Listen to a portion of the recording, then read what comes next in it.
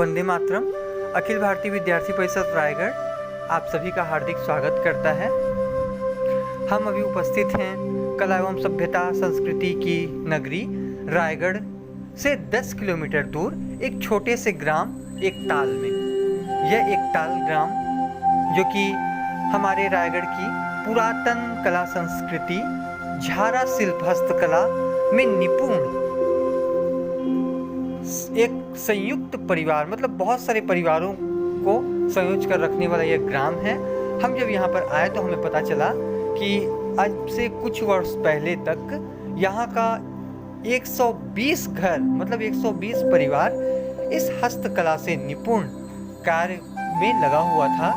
किंतु यह बताकर थोड़ा दुख भी होता है कि यह संस्कृति अब विलुप्त होती जा रही है, क्योंकि शासन की ओर से, सरकार की ओर से इस पर बहुत ज़्यादा ध्यान नहीं दिया जा रहा है। और आज की जो युवा पीढ़ी है जो कि बहुत ज़्यादा आधुनिकता पर भरोसा करते हुए और उसी संस्कृति की ओर आकर्षित होती जा रही है, जिसके कारण हमारी जो ये रायगढ़ की प्राचीनतम संस्कृति है, कला संस्कृति जो कि हस्तकला पर आधारित है, इसके जरिए मिट्टी और पीतल से निर्मित कई प्रकार के बर्तन, बाह में पहनने वाले श्रृंगार के सामान, इसके अलावा आपकी मूर्तियाँ, ये सब बनाए जाते हैं, लगभग विलुप्त होती जा रही है, जो कि कभी रायगढ़ को विश्व स्तरीय पहचान दिलाती थी।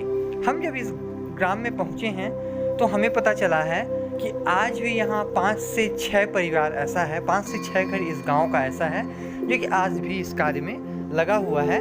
किंतु उनकी आर्थिक स्थिति अत्यंत दयनीय होती जा रही है, क्योंकि उसे न तो कोई खरीदता है जल्दी और न ही उसका लागत मूल्य जल्दी इनको मिल पाता है। इसके लिए जो सामग्री प्रयोग में लाई जाती है वो भी इन्हें एक जगह से नहीं मिल पाता, इन्हें बहुत भटकना पड़ता है। अत्यंत संघर्षशील इनके जीवन को हम समझ पाए हैं और हम चाहते हैं कि इसके बारे में ये जानकारी। नमस्कार भाई और बहनों, हम हैं रायगढ़ ज़िले के छोटे से गांव एकताल पे। यहाँ की 3 आर्ट बहुत फेमस है, एक सरगुजा, एक जसपुर, एक रायगढ़। रायगढ़ का एकताल एक छोटा सा गांव, यहाँ बस आज हम देखेंगे झाला शिल्प की हस्तकलाओं में माहिर गोविंद जी से आज हम मिलेंगे। तो आइए चलते हैं।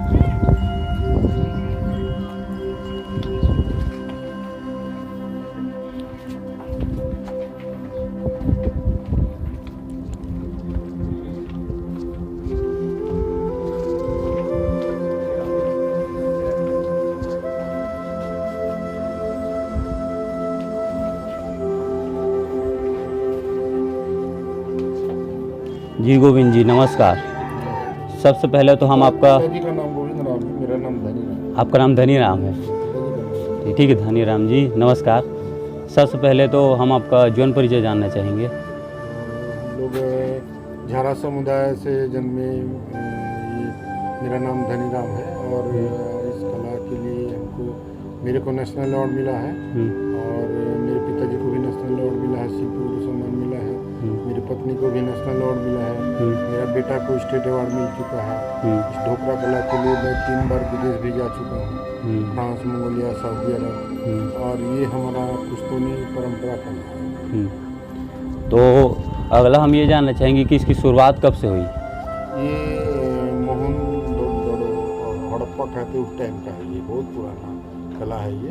ये हमारा दादा परदादा का है, हड़प्पा के टाइम का? जी हड़प्पा का टाइम का। और यहाँ सिर्फ आप ही करते हैं कि आपकी परिवार के कितने लोग? पूरा परिवार करते हैं, बचपन से ही लग जाते हैं। बचपन से? ऐसे देखते देखते सीख जाते हैं। और इसकी बनाने की प्रक्रिया?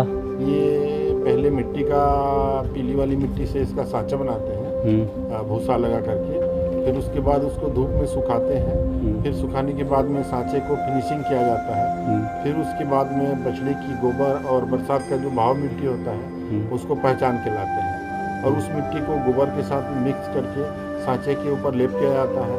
फिर उसके बाद में वो सुखाया जाता है, फिर उसके मौसम के हिसाब से सेम का पत्ता या कोई हेर का पत्ता उसके ऊपर सांचे के ऊपर रगड़ा जाता है। फिर जब सांचा कंप्लीट हो जाता है तो मधुमक्खी छत्ते का मोम, सराय पेड़ का धूप खाने का तेल, तीनों को पिघला करके मोम को मतलब एक कपड़े में छानते हैं। फिर उसके बाद में जो ये सेवइयाँ जैसे तार निकाल करके ये मोम है, उसी तार से सांचे के ऊपर एक एक करके उसका डिजाइन बनाते हैं। और भी फिर वो डिजाइन बनने के बाद में उसके ऊपर फिर से गोबर वाले मिट्टी लैप होता है, गोबर वाला मिट्टी लैप करेंगे, फिर उसमें फिर से लाल वाली मिट्टी फिर चढ़ाएंगे। 2-3 बार कम से कम उसमें 4-5 प्रकार की मिट्टी यूज होता है। फिर उसके बाद में उसको मेटल में उसको कन्वर्ट करने के लिए सांचे को गर्म करते हैं और भट्टी लगाते हैं। और इसकी अवधि कितनी है, कितने दिन पे तैयार हो जाता है? ये मतलब कम से कम 2 से 3 दिन, 4 दिन, 5 दिन, आइटम के ऊपर 15 दिन, 10 दिन इसके ऊपर रहता है। मैक्सिमम 3 से 4 दिन से नीचे नहीं होता है। उतना दिन तक ये तैयार हो जाता है। और उसका मेहनत, फिर मटेरियल, लकड़ी, कोयला, पीतल, सब चीज़ महंगा आता है।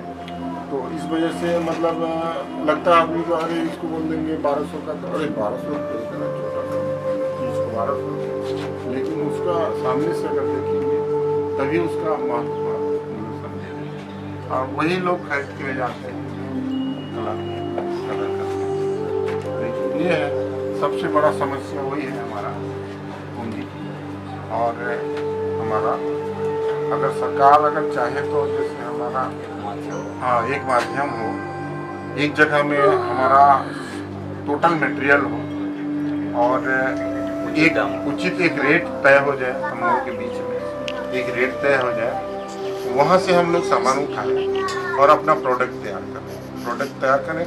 और ये चिंता नहीं होना चाहिए कलाकार को कि अभी वो बना रहा हूँ तो कब बिकेगा, क्या होगा, ये नहीं होना चाहिए। मन खुशी उसको बनाए, जज्बा कम नहीं होना चाहिए।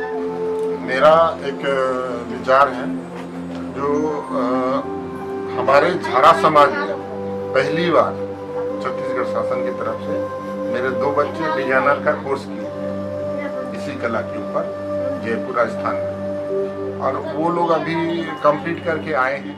एक भी पीस नहीं निकाले हैं अभी, जो बच्चे लोग जो कंप्लीट करके आए हैं। तो अभी जैसे लोन का प्रक्रिया हमारा बन जाएगा, तो सबसे पहले वही डिजाइन हम लोग यूज करेंगे। और मतलब ऐसे अपना सपना है कि हर एक के घर में हमारा कला की कदर हो। ऐसे भी तो मतलब जो हमारे गांव देहात से लेके पूरा शहरों तक संपर्क है, तो और चाहेंगे कि सबके घर में हो, छोटा बड़ा, मतलब हर किसी को पसंद है, इस टाइप का करेंगे। इसमें देखिए, एक तो हमारा देवी देवताओं का ज़्यादा चलन होता है जैसे हमारे छत्तीसगढ़ में, और एक तो होता है अपना जो मतलब जैसे कि एक मतलब लड़कियों को दहेज में भी देते हैं, उसके हिसाब से भी हमारे छत्तीसगढ़ के कल्चर में ये जुड़ा हुआ रहता है। और मतलब एक हमारे छत्तीसगढ़ का तो एक पहचान ही है, ढोकरा शिल्प जो हस्तकला है, ये पूरे हमारा विश्व में पहचान है कि हमारे छत्तीसगढ़ का ये कला मतलब हर दिशा में, हर जगह पे प्रसिद्ध है। तो हम ये जानना चाहते हैं कि यहाँ सरकार को इस चीज़ पे आपको रोजगार कितना है, इसका क्या महत्व है, इससे आपकी दैनिक दिनचर्या पे क्या फर्क पड़ता है, कितनी आय हो जाती है आपकी? हाँ, तो इसका इज्जत तो बहुत है, लेकिन उसके हिसाब से हमको कला पहले की तरह अब इतना सेलिंग हमारा नहीं होता है, जिसकी वजह से मतलब मटेरियल की काफ़ी दिक्कतें होती हैं और मतलब कठिनाइयाँ खूब हो रहा है। इस कला को धीरे धीरे लुप्त हो रहा है, क्योंकि आने वाला जो समय है और इसको करने के लिए इच्छुक नहीं है। हमारे गांव में 120 परिवार पहले इस काम को करते थे, अभी मुश्किल से 4-5 आदमी कर रहे हैं, बाकी सब लोग इस काम को छोड़ दिए, क्योंकि इसमें खर्चा इतना होता है, उसके हिसाब से हमको इसको मजदूरी नहीं मिल पाता। इसलिए अभी लोग हमारे पूरे कोई ईटा भट्टा जा रहा है, कोई गांव घूम रहा है, ऐसे अब हम लोग प्रयास कर रहे हैं कि कला को जीवित रख पाएंगे, हमारे जो आने वाला समय है देखा जाए तो ये सब विलुप्त होते जा रहे हैं धीरे धीरे। इसका मार्केट उपलब्ध है कि नहीं? मार्केट तो बड़े शहरों में है इसका मार्केट। जैसे अभी वर्तमान की बात करें तो जैसे हमारा लॉकडाउन की वजह से अभी जो 2-3 परेशानी चल रहा है, लेकिन ये तो ठीक है, पूरा भारत में चल रहा है, हम इन लोगों के लिए नहीं है। लेकिन फिर भी हमारे जो पेट जो रोजी रोटी चलता था, क्योंकि हमारे यहाँ हर दिन कोई ना कोई कस्टमर आ जाते थे और हमारे पूरे गांव में किसी न किसी का सामान बिकता था।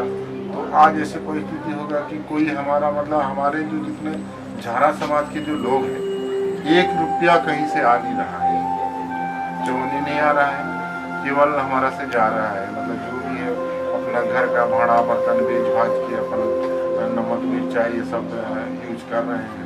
और उसके बाद में जैसे प्रशासन भी है हमारे साथ में, जो हमको यहाँ से विकास बोर्ड ऑफिस से बना हुआ, लेकिन वो भी हमको ध्यान नहीं दे रहा है। जबकि इन चीज़ों में हमको उनका देखना चाहिए हम लोगों को, शासन भी बाकी सब लोगों को सहयोग कर रहा है, तो अभी बिहार के लिए हमारे कुछ नए युवा हैं, जो नए छात्र हैं, जो जुड़ना चाहते हैं भविष्य में इन कलाओं के माध्यम से, उनको आप क्या संदेश दें? देखिए क्या होता है, ये दूर से बहुत अच्छा लग रहा है, ये कला है भी बहुत अच्छा, लेकिन इसके लिए पूंजी चाहिए, धैर्य चाहिए, बिकेगा कला, खूब बिकता है। जो हमसे जो 100 रुपये का आदमी कस्टमर जो खरीद के जाते, जो व्यापारी वो 1000 का बेचता है 100 का चीज, हाँ, लेकिन उसके पास वक्त होता है, पैसा होता है, तब होता है। और हम लोग तो रोज कमाने रोज खाने वाले आदमी हैं। एक प्रकार से देखा जाए तो सुविधाओं की कमी, हाँ, बहुत ही कमी है वैसे भारी दिक्कत का सामना। हमारे जो आने वाला जो समय है, बच्चे लोग इसको करने के लिए इच्छुक नहीं हो रहे हैं, क्योंकि देख रहे हैं हम लोग रात दिन मेहनत कर रहे हैं, पसीना बहा रहे हैं, आगों में भट्टी में जल रहे हैं, तो पर भी हमारा वही मतलब मुश्किल का रोजी रोटी चल रहा है। तो इसलिए बोलते हैं कि मम्मी पापा आप इतना मेहनत करते हो, उससे अच्छा तो कोई दूसरा काम कर लेंगे तो हम 2 पैसा कमा लेंगे, ऐसा सोचते हैं। जी, सरकार से आप क्या अपेक्षा करते हैं कि इसमें और क्या करना चाहिए? सरकार से अपेक्षा क्या, हम लोगों को मेन तो जो हमारा कला है उसको अगर जीवित रखना चाहते हैं तो पहला तो मटेरियल की व्यवस्था हो, एक जगह मटेरियल मिले हमको, और उसके बाद में हमारा जो जितने भी प्रोडक्ट हम तैयार करते हैं उसका तुरंत हमारा बिकना चाहिए। क्या है, जैसे मान लीजिए मैं एक प्रोडक्ट बना लिया, इसको 5 दिन मेरे को लग गया इसको बनाने में, और मेरा कोई जरिया नहीं है, यही मेरा जरिया है, तो इसको बनाते बनाते जब 5 दिन लगा, मेरे 5 दिन में कंप्लीट हुआ ये चीज। अब ये कब बिकेगा, कहाँ बिकेगा, कौन खरीदेगा, इसको मेरे को पता नहीं है। अब जब बिकेगा ये तभी मेरे बाल बच्चे खाएंगे।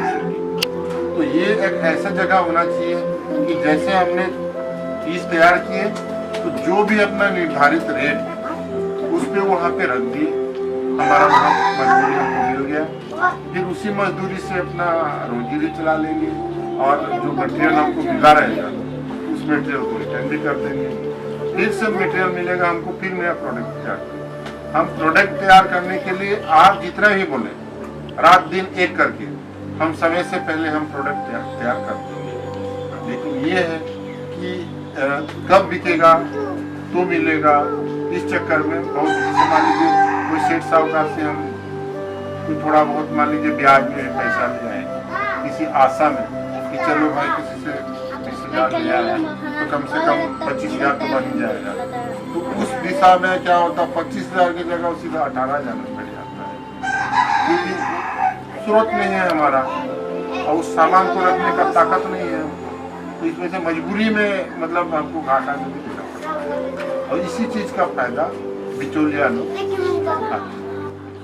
उस परिस्थिति में जैसे काम रहेगा, अपने पास पैसा रहेगा, तो अपन एक साथ में बैठ के काम करने का एक प्लानिंग बना रहे हैं। तो जैसे ये थोड़ा सा मौसम ठीक हो जाए ये बीमारी का, उसके बाद में प्रयास करेंगे और आगे लगे हैं प्रयास में। मेरे को लगता है कि वो प्रयास सफल रहेगा, क्योंकि एक तो उसमें अपना कला भी जीवित रह जाएगा, और हमारे यहाँ के जो बच्चे लोग हैं मुश्किल से 7वीं पढ़ पा रहे हैं, उसके बाद में पढ़ाई भी नहीं कर पा रहे हैं, क्योंकि उसके हिसाब से अपना मतलब उसके लायक साइकिल चाहिए, कपड़े चाहिए, पेंसिल चाहिए, दुनिया भर का मतलब जो पढ़ाई में जो खर्चा होता है, तो उस दिशा में माँ बाप भी क्या करेंगे भाई, पेट नहीं चल रहा है तो कहाँ से बच्चे के लिए 1000-2000 फीस लाए, उसके लिए 1000-2000 का ड्रेस लाए, फिर साइकिल दे, वो करे, तो इस परिस्थिति में थोड़ा सा बहुत ही दिक्कत हो रहा है। तो मेरा विचार वही है कि सब लोगों के लिए जैसे एक साथ में तो उसमें सब लोग धीरे धीरे जाएंगे। फिर आप पूरे प्रदेशवासियों को क्या बोलना चाहेंगे जो आधुनिकता की ओर मतलब बढ़ रहे हैं, ब्रिटेन और जो अलग देश से आती हैं चीज़ों उनके प्रति आकर्षित होते हैं, उनकी संस्कृति उनको अच्छी लगती है, उनकी मूर्तियाँ अच्छी लगती हैं, ये जो हमारे पारंपरिक मूर्तियाँ हैं, जो कला है, उसके बारे में कुछ अगर प्रदेशवासियों को बोलना चाहें? प्रदेशवासियों को ये कहना चाहूँगा मैं, जैसे कि आजकल यूनिक ज़माना है और नया नया डिजाइन हो रहा है, और इनको अपने पास ला के बोलो। छत्तीसगढ़ी संस्कृति में ये हमारा एक पारंपरिक चीज़ है ये, और इसको हमारे तरफ दहेजों में भी दिया जाता है। जैसे कि एक हम लोग जागर दिया बनाते हैं जो बेटियों को दहेज में देते हैं, और उसके बाद में एक मान होता है, चावल मापने का 0.5 किलो का मान होता है, वो भी बनाते हैं, वो भी देते हैं। और जैसे हमारा छत्तीसगढ़ के देवी देवताओं को भी प्रतिमाएँ बनाते हैं हम, और जिसे पहले बनाते थे अब थोड़ा कम हो गया उस समय, जैसे बाहों में पहनने का वहाँ का जेवर वगैरह वो सब हमारे छत्तीसगढ़ के लिए भी हम बनाते हैं। और जैसे हमारे जो अभी वर्तमान में जो चलता है पोरा बैला का त्यौहार जो होता है, उसके लिए हम पोरा बैल बनाते हैं, गांव में उनको जा के बेचते हैं। और जैसे अगन का महीना हो गया, गुरुवार का जो पूजा होता है लक्ष्मी माँ का, उसके लिए भी हम लोग लक्ष्मी माँ का प्रतिमा बनाते हैं, वो भी गाँव जाते हैं।